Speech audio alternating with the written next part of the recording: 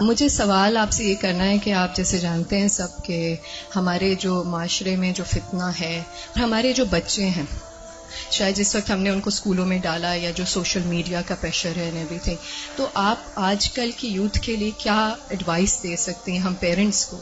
دیکھیں ہماری جنت کیا جنت ہوگی جہاں ہمارے بچے نہ ہوں. بہت مشکل ہے کیونکہ آپ دیکھ رہے ہیں ہر طرف سے media is playing such an important and such a difficult role کہ ہم پیرنٹس کے لیے اس چیز کو سنبھالنا بہت مشکل ہو گیا اینڈ آل آف دیٹ. اور میں ایک واٹس ایپ پہ میسج مجھے ملا کہ what will happen to my children when I die, but سوچنے والی بات یہ ہے کہ what will happen to my children when they die. So اگر آپ کوئی ایڈوائس دے سکتی ہیں اس سلسلے میں تو بہت موزوں رہے گی.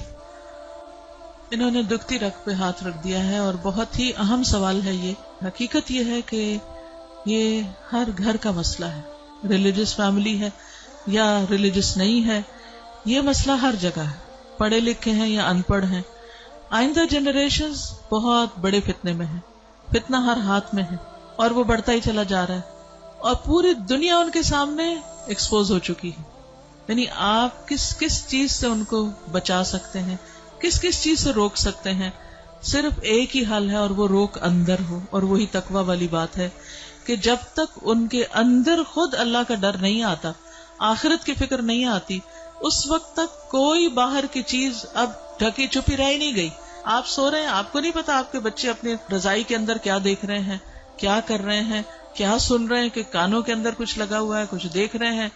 اور پہلے تو کہیں کسی خالی جگہ پہ جا کے چھپنے کی ضرورت تھی، تو اب تو گھر کے اندر بھی ہر جگہ چھپنے کی جگہ ہے، کیونکہ جس اسکرین پر وہ سب کچھ دیکھ رہے ہیں وہ ان کے ہاتھوں کے اندر آ چکی. اس کے لیے جو پرسنل میرا ایکسپیرینس ہے وہ دو چیزیں. ایک تو یہ کہ ہم اسکولوں سے تو جو اسکول ہیں انہی میں ہی جائیں گے، اور جو باہر معاشرہ ہے اور جو کچھ ہو رہا ہے وہ سب وہ کریں گے، اس سے کاٹ تو نہیں سکتے. میں نے سب سے زیادہ جو دعائیں مانگی ہیں، رو رو کے مانگی ہیں، سجدوں میں پڑھ پڑھ کے مانگی ہیں، وہ اسی کے لیے مانگی ہے کہ اللہ میرے بچوں کو ایمان دے. یہ صرف پچھلے 5 سال میں جتنی چینجز آئی ہیں وہ اس سے پہلے شاید کئی 100 سال میں نہیں آئی تھی. اور پھر دوسرا کیا کیا، یعنی اللہ تعالیٰ سے خود ہی مانگا. دوسرا یہ کہ ہر تھوڑے عرصے کے بعد عمرہ، اللہ کے گھر چلو، کیونکہ اللہ کے گھر کا جو جلال ہے، اور اللہ تعالیٰ اگر انسان کو کہیں سب سے زیادہ محسوس ہو سکتے ہیں تو وہ بہت جگہ ہے. یعنی ہمارے ملک میں، ہمارے گھروں میں، ہمارے ماحول میں وہ فیلنگ نہیں آتی جو وہاں جا کر آتی. تو الحمدللہ ان عمروں نے، اللہ کے گھر کی زیارت نے دل کے اندر تھوڑی سی جگہ بنائی اللہ کو پہچاننے کی. کیونکہ جب تک اللہ کو بچے پہچانتے نہیں، اس کی عظمت کو محسوس نہیں کرتے، وہ اللہ سے ڈر نہیں سکتے، تو وہ تقویٰ نہیں آتا دل میں. تو اس سے یہ ہے کہ وہ ایسی جگہ ہے جہاں اللہ ماشاءاللہ سب کو جا کر یقین ضرور آتا کہ کوئی ہے ایک جس نے یہ سب کچھ بنایا. پھر اس کے بعد یہ ہے کہ قرآن کا علم.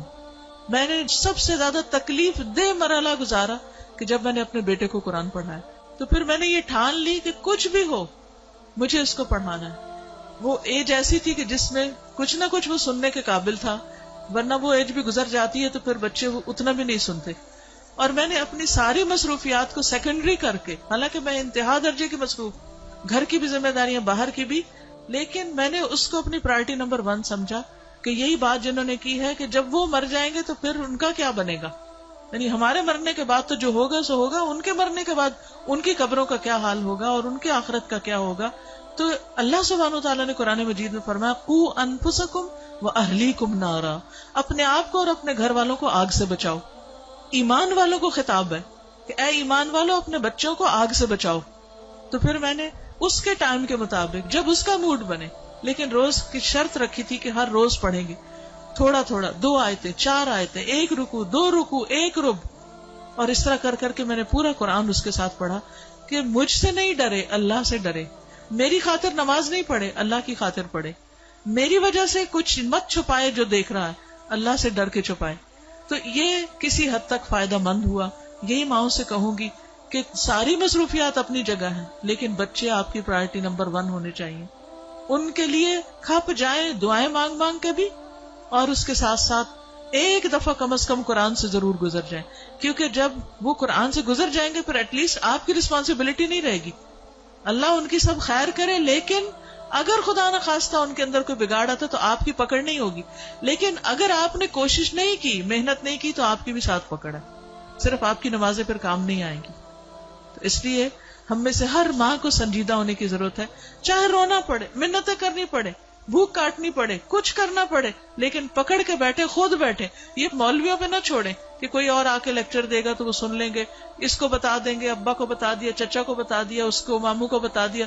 ٹھیک ہے وہ بھی کچھ ہیلپ کرتے ہیں، لیکن سب سے زیادہ آپ کو خود کرنا ہوگا، اور اس کے لیے آپ کو خود پڑھنا ہوگا، اس کے لیے آپ کو خود سیکھنا ہوگا.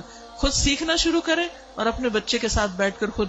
پھر یہ کہ بعض اوقات بچے ہم سے سننا نہیں چاہتے، آپ ان سے کہیں آپ ہمیں پڑھ کے سنائیں.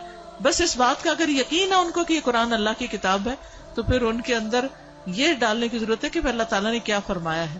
وہ آپ کو بھی پتا ہونا چاہیے اور وہ ان کو بھی پتا ہونا چاہیے. اللہ تعالیٰ ہماری مدد فرمائے.